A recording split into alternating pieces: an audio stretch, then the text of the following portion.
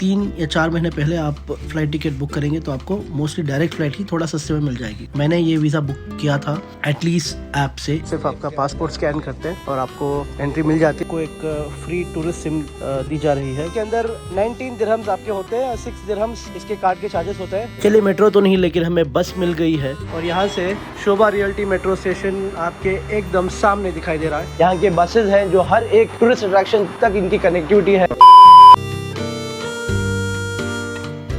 Hello नमस्ते, अस्सलाम वालेकुम, सत श्री अकाल, welcome back to the channel everyone. I hope you guys are doing absolutely fine. आपका स्वागत है मेरे एक नए ट्रैवल सीरीज में। ये ट्रैवल सीरीज होने वाली है पूरे दुबई की। वैसे इससे पहले भी मैं बहुत सारे वीडियोस बना चुका हूँ दुबई के। वैसे ये मेरा 5वीं बार दुबई आना हुआ है। अब आया हूँ मैं 2025 नवंबर का महीना है, क्योंकि मैं फैमिली के साथ आया हूँ और मेरी फैमिली पहली बार दुबई आई है, तो इनको सारे वही टूरिस्ट अट्रैक्शंस इनको देखनी है। तो मैंने सोचा चलिए पूरे टूरिस्ट अट्रैक्शंस का एक कंसोलिडेटेड प्लेलिस्ट बना देता हूँ मैं आप लोगों के लिए। कैसे मैं लखनऊ से दुबई आया, फ्लाइट कौन सी ली मैंने, एयरपोर्ट से मैं मेरी होटल आकर कैसे पहुंचा, ये सब आप अब देख पाओगे। सबसे पहले आपको फ्लाइट टिकट बुक करनी होगी। मैं स्काई स्कैनर ऐप का यूज़ करता हूँ फ्लाइट टिकट बुक करने के लिए। बहुत सारे वेबसाइट्स और ऐप्स मिल जाएंगे आपको जिस पर आप जाकर फ्लाइट टिकट बुक कर सकते हो। और मैं रेकमेंड करूँगा आपको एटलीस्ट 3 या 4 महीने पहले आप फ्लाइट टिकट बुक करेंगे तो आपको मोस्टली डायरेक्ट फ्लाइट ही थोड़ा सस्ते में मिल जाएगी। अप्रॉक्सीमेटली 3-4 महीने पहले आप अगर बुक करोगे तो मोस्टली आपको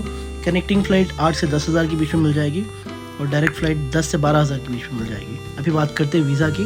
दुबई का वीज़ा बहुत आसानी के साथ आपको मिल जाएगा। रिक्वायरमेंट ये रहेगी कि आपके पास पासपोर्ट होना चाहिए जो 6 मंथ्स की वैलिडिटी का पासपोर्ट हो और एक passport size photograph. Visa book करने के लिए भी या तो आप ट्रैवल एजेंट के पास वीज़ा बुक करा सकते हो या तो बहुत सारे ऐप्स और वेबसाइट्स मिल जाएंगे।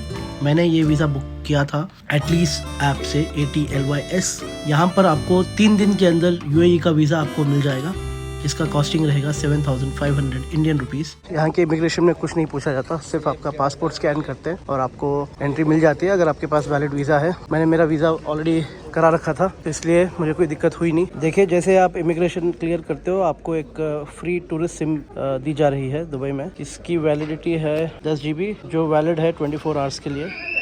तो 24 आवर्स सॉर्टेड है आपके। हम यहाँ पर आए हैं, देखिए ये बेल्ट है, बेल्ट नंबर 2। यहाँ से हम हमारा लगेज उठाएंगे और उसके बाद देखेंगे सिटी कैसे पहुँचा जाए। वैसे लगेज ले लिया मैंने। अभी दिक्कत यह है कि मैं टर्मिनल 2 में मेरी फ़्लाइट लैंड हुई है।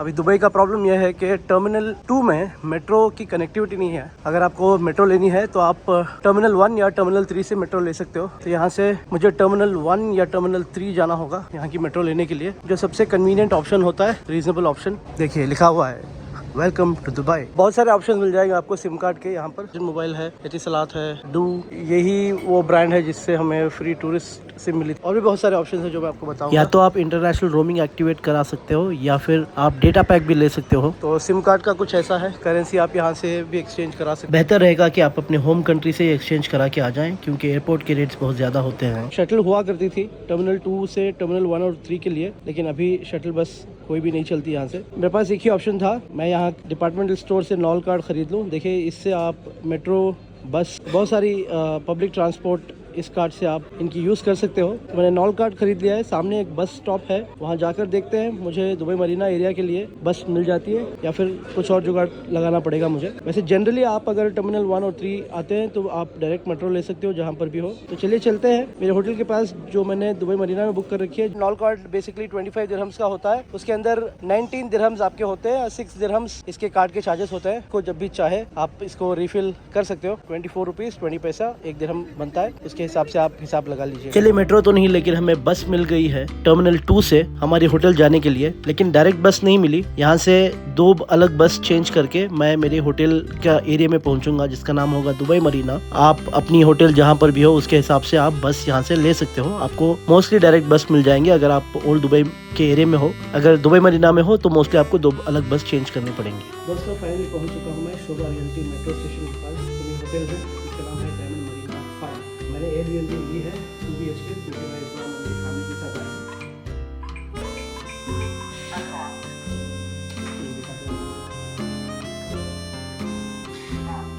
देखिए डाइनिंग एरिया, हॉल, टेलीविज़न।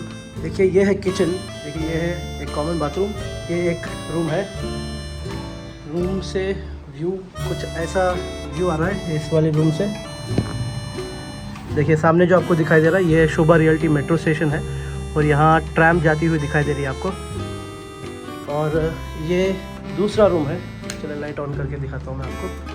देखिए इसका व्यू काफ़ी अच्छा है। देखिए कुछ ऐसा व्यू है इस रूम से।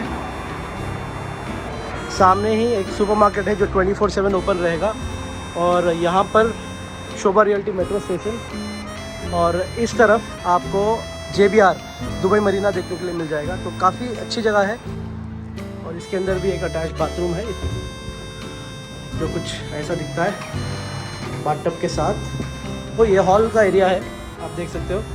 तो यहाँ से भी आपको यहाँ एक सीटिंग एरिया है और यहाँ से शोभा रियल्टी मेट्रो स्टेशन आपके एकदम सामने दिखाई दे रहा है। तो ये एक कैटेगरी हो गई। मैं आपको दूसरी कैटेगरी भी बताता हूँ। सुबह के टाइम पर बहुत सारे अलग अलग टाइप के अकोमोडेशन होते हैं दुबई के अंदर। देखिए ऐसी है मेरी होटल, इसलिए मैंने ये बुक किया है क्योंकि मैं फैमिली के साथ आ रहा हूँ। सारे फैसिलिटीज़ आपको ऐसे वाले एयरबीएनबी में मिल जाते हैं। और बात करूँ मैं अगर लोकेशन की, तो मेरे हिसाब से मुझे दुबई मरीना का एरिया में रहना बहुत ही ज़्यादा पसंद है क्योंकि यहाँ पर आपको रात में नाइट लाइफ देखने के लिए मिल जाएगी। आप यहाँ की बीच साइड का एरिया एक्सप्लोर कर सकते हो, बाई वॉक में आप ये सारी चीज़ें कर सकते हो। प्लस मेट्रो स्टेशन आपके सामने आपको मिल जाएगा। यहाँ से आप जहाँ पर भी जो भी टूरिस्ट अट्रैक्शन आप जाना चाहते हो तो मेट्रो लेकर आराम से जाया जा सकता है। यहाँ से आपको ट्रैम की कनेक्टिविटी भी है। तो बहुत सारे फ़ायदे हैं इस एरिया में रहने के, बट एक नुकसान भी है कि इस एरिया में रहना थोड़ा एक्सपेंसिव साइड पे जाता है। अगर आपको थोड़ा सस्ते अकोमोडेशन के ऑप्शंस चाहिए तो आप ओल्ड दुबई में ट्राई कर सकते हो। अगर आप सिंगल आ रहे हो तो यहाँ पर बहुत सारे हॉस्टल्स हैं। 700-800 रुपये में पर नाइट का आपको रूम्स मिल जाएंगे यहाँ पर। हाँ, शेयरिंग बेसिस में होते हैं वो, तो फिर आपको बंकर देंगे या फिर पार्टीशन रूम दी जाएगी। तो ऐसा सिस्टम है यहाँ पर। तो ये था रूम्स के बारे में। बाकी यहाँ की पब्लिक ट्रांसपोर्ट बहुत ही कन्वीनियंट पब्लिक ट्रांसपोर्ट आपको देखने के लिए मिल जाएगी दुबई में। यहाँ के बसेज हैं जो हर एक टूरिस्ट अट्रैक्शन तक इनकी कनेक्टिविटी है। मेट्रो की भी सारी टूरिस्ट अट्रैक्शन के पास ही आपको कनेक्टिविटी मिल जाएगी। और टैक्सी तो एक ऑप्शन रहता ही है। एनुअल कार्ड में ये सारे चीज़ें कवर हो जाती हैं। आप सारा एक्सेस ले सकते हो एनुअल कार्ड से। तो आप ये पूरी ट्रैवल सीरीज देखिए, तो आपको एक्टिविटी के भी प्राइजेस मालूम पड़ जाएंगे। उसके हिसाब से आप प्लान कर सकते हो। तो चलिए शुरू करते हैं। ये हमारा कंसोलिडेटेड ट्रैवल सीरीज पूरे दुबई का, जिसमें मैं मोस्टली सारे टूरिस्ट अट्रैक्शंस कवर करूंगा। तो चलिए शुरू करते हैं। दुबई यूनाइटेड अरब एमिरेट्स का सबसे बड़ा और फेमस शहर है जो पर्शियन गल्फ के किनारे बसा हुआ है। ये दुनिया का एक ऐसा शहर है जहाँ सिर्फ 50-60 साल पहले कुछ नहीं था। बस एक छोटा सा फिशिंग विलेज था जहाँ लोग मछलियाँ पकड़ा करते थे। लेकिन आज ये दुनिया का सबसे मॉडर्न, लग्जरियस और डेवलप शहरों में गिना जाता है। दुबई की पॉपुलेशन लगभग 30 से 40 लाख है, जिसमें सिर्फ और सिर्फ 10 से 15% लोकल एमिरातीज है। बाकी 85% एक्सपैट्स है। यहाँ सबसे ज्यादा इंडियंस रहते हैं, फिर पाकिस्तानीज, बांग्लादेशीज, फिलिपिनोस और फिर वेस्टर्न कंट्रीज के लोग। दुबई में कोई इनकम टैक्स नहीं लगता, मतलब आपकी पूरी सैलरी आपकी होती है, इसलिए लोग यहाँ काम करने आते हैं। यहाँ की इकोनॉमी पहले सिर्फ ऑयल और गैस पर डिपेंड थी, लेकिन शेख राशिद और उनके बाद शेख मोहम्मद बिन राशिद अल मखदूम ने रियलाइज किया कि ऑयल खत्म हो जाएगा, तो उन्होंने डाइवर्सिफाई किया और अब दुबई की इकोनॉमी में ऑयल का कंट्रीब्यूशन सिर्फ 5% ही कम है। बाकी टूरिज्म, रियल एस्टेट, एविएशन,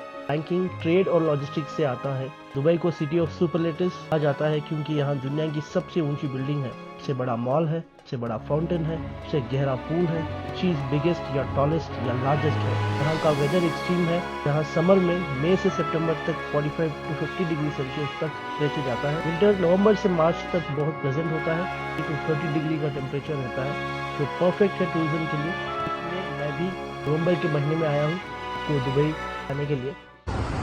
तो देखिए ये है हमारी होटल मरीना डायमंड 5। ये जो आपको सामने दिखाई दे रहा है ये है यहाँ का मेट्रो स्टेशन। इसका नाम है शोभा रियल्टी। तो यहाँ से हम मेट्रो लेंगे एमिरेट्स टावर मेट्रो स्टेशन के लिए। वहाँ आपको मैं एक अट्रैक्शन दिखाने वाला हूँ जिसका नाम है म्यूजियम ऑफ द फ्यूचर। तो चलिए लेते हैं यहाँ से मेट्रो, पहुँचते हैं एमिरेट्स टावर। वहाँ से वॉकेबल डिस्टेंस पर आपको म्यूजियम ऑफ द फ्यूचर देखने के लिए मिलेगा। मैं आपको जाकर दिखाता हूँ।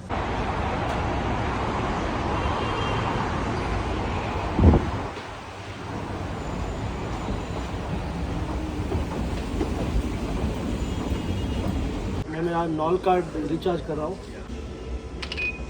देखिए कार्ड टॉपअप जितना भी करना है, मुझे 50 दिरहम करना है।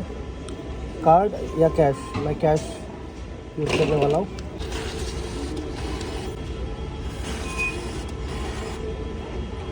हो गया। तो हमने इसमें 50 दिरहम्स का रिचार्ज कर लिया है। बहुत आसान है। कैश है तो कैश में कर सकते हो आप, कार्ड है तो कार्ड से भी आप इसका टॉपअप करा सकते हो।